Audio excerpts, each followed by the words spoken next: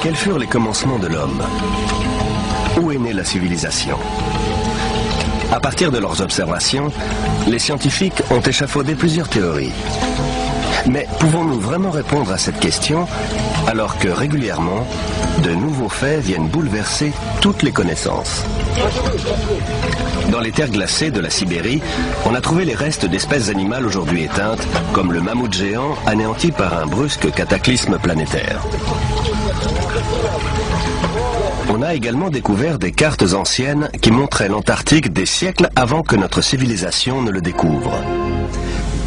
Cette carte, qui date de plusieurs siècles, indique la conformation exacte de la Terre de la Reine Maude, qui est aujourd'hui ensevelie sous une couche de glace de près d'1 kilomètre d'épaisseur. Or, nous-mêmes, nous ne connaissons cette conformation que depuis 1949. Il y a un siècle, un archéologue arrive à la conclusion que la cité de Tiwanaku, dans l'actuelle Bolivie, était un observatoire astronomique aligné sur la position des étoiles et du Soleil. Il en déduit son âge, 17 000 ans. Mais sa thèse fera sourire tous les spécialistes jusqu'à récemment.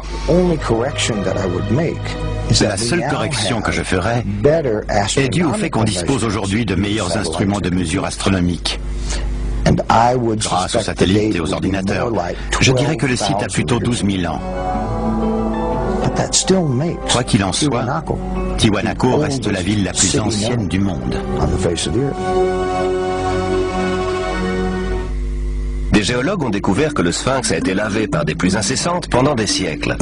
Or, ces averses n'ont pu survenir que des milliers d'années avant le règne des pharaons. Est-ce à dire que le sphinx a été bâti bien avant l'aube de la civilisation? L'enjeu ici, c'est toute l'histoire de la civilisation. Il n'y a peut-être pas eu un déroulement linéaire de l'homme des cavernes débile à nous autres très intelligents avec nos bombes atomiques et notre dentifrice au fluor. Parfois, des faits nouveaux viennent bouleverser les théories dominantes. C'est sur ces faits que nous allons nous pencher aujourd'hui en compagnie de spécialistes qui élaborent de nouvelles théories susceptibles de changer notre regard sur l'histoire de la civilisation tout entière. Ce visage monumental a été sculpté par les Olmecs du Mexique. On pense qu'il y a 2000 ans au bas mot. Les traits sont nettement africains. Pourtant, les Noirs ne sont censés être arrivés en Amérique qu'après Christophe Colomb. Dans un ouvrage intitulé « L'archéologie interdite de l'Atlantide au Sphinx », Colin Wilson rassemble divers éléments indiquant l'existence d'une grande civilisation disparue à une époque antérieure à l'histoire.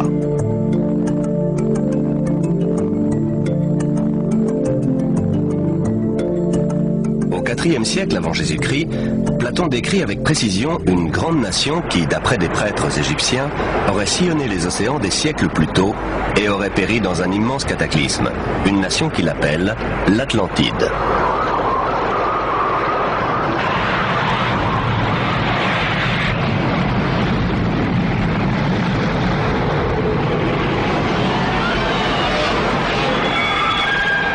L'Atlantide, un grand cataclysme.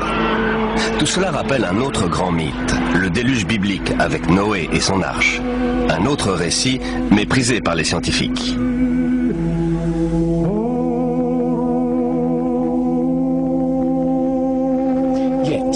En qualifiant le déluge et l'arche de Noé de fable, les scientifiques ignorent tout simplement le fait qu'il existe des centaines de mythes analogues dans le monde. Sans compter que les récits hébreux et mésopotamiens font le même récit d'une catastrophe planétaire qui a quasiment éradiqué l'homme de la Terre avant l'histoire, c'est-à-dire avant la période dont on a des traces écrites.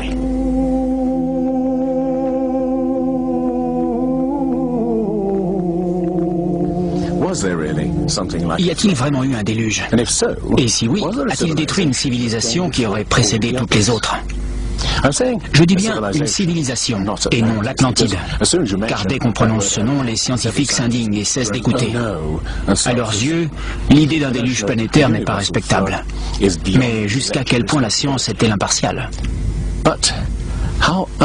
Respecte-t-elle toujours ses propres principes, à savoir étudier les faits et rien que les faits? Depuis toujours, la science a tendance à attacher plus d'importance à ses propres théories qu'aux faits eux-mêmes. Les théories sont bâties sur des faits pour expliquer la réalité. Mais dans ce processus, d'autres faits sont mis de côté. Des faits nouveaux peuvent également faire évoluer les théories, mais on les ignore généralement. On appelle tous ces faits des anomalies, c'est-à-dire des phénomènes qui ne cadrent pas avec les théories. Dans un ouvrage controversé intitulé « L'histoire secrète de l'espèce humaine », Thomson et Crémeau montrent le sort réservé à ces faits qui osent contredire les théories dominantes. Au cours des 150 dernières années, les archéologues et anthropologues ont littéralement caché autant de faits qu'ils en ont mis à jour. On appelle ça le filtrage des connaissances. C'est une caractéristique fondamentale de la science et même de la nature humaine. L'homme a tendance à mettre de côté ce qui ne cadre pas. En matière de science, on s'aperçoit que les faits qui ne cadrent pas avec le paradigme admis sont souvent éliminés. On ne les enseigne pas, on n'en débat pas. Mais les personnes ayant fait des études scientifiques n'en entendent généralement pas parler. On a vu une belle démonstration de ce filtrage des connaissances lors des fouilles de Yatliko au Mexique en 1966. L'archéologue Gene Steen McIntyre menaçait alors de renverser la conception généralement admise selon laquelle l'homme est apparu assez tardivement dans la plupart des régions du globe, c'est-à-dire il y a quelques 30 000 ans en Sibérie et au plus tôt il y a 20 000 ans en Amérique.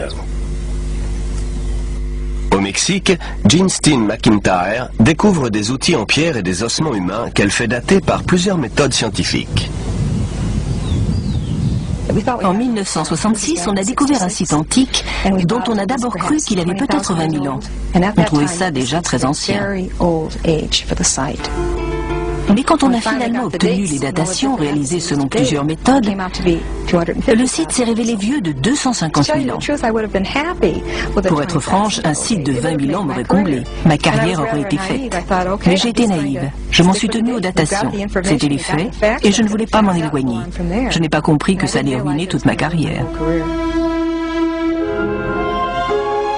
Depuis ce jour, toutes les portes du monde professionnel lui sont restées closes. Le site a été fermé avec interdiction définitive de reprendre les fouilles. Cette année, soit 30 ans plus tard, d'autres archéologues ont découvert en Sibérie des traces de présence humaine remontant à quelques 300 000 ans. Une datation qui rend finalement la découverte de Gene Steen McIntyre moins invraisemblable qu'il n'y paraît. Ce n'est pas nécessairement une conspiration délibérée, au sens où des gens se réuniraient dans une pièce enfumée et décideraient de tromper sciemment les gens. C'est plus une autocensure qui se fait de manière spontanée au sein de la communauté scientifique.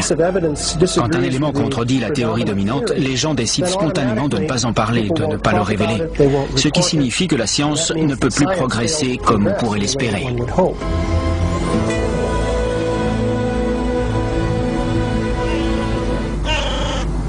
La science néglige-t-elle des indices d'un passé que nous aurions oublié? Les mythes parlant d'une civilisation disparue des milliers d'années avant le début de l'histoire peuvent-ils être vrais? Une nouvelle race de chercheurs étudie précisément les anomalies que la science tente à écarter. Les questions qu'ils posent pourraient bouleverser notre conception de l'histoire de l'homme. La forteresse Inca de Sacsayhuaman, d'un âge indéterminé, a été bâtie par un peuple qui ne possédait ni outils en métal dur, ni ciment, et ne connaissait ni la poulie, ni la roue, ni la grue.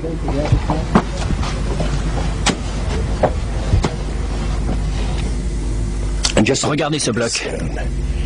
J'ai compté 11 angles. Ce machin doit peser l'équivalent de plus de 200 voitures. Cela montre le savoir-faire stupéfiant des artisans qui l'ont construit. Mais cela montre aussi autre chose.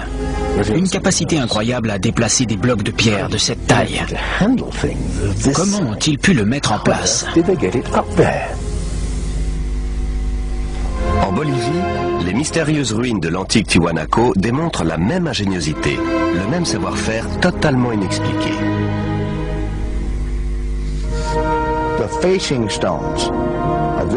Les blocs de pierre frontaux ont été ajustés impeccablement.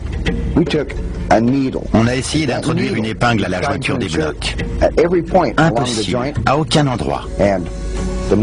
Quelle perfection! Quand les conquistadors ont demandé aux Incas si c'était bien eux qui avaient bâti Tiwanaku, ils ont répondu que non. Ça a été construit des milliers d'années avant nous.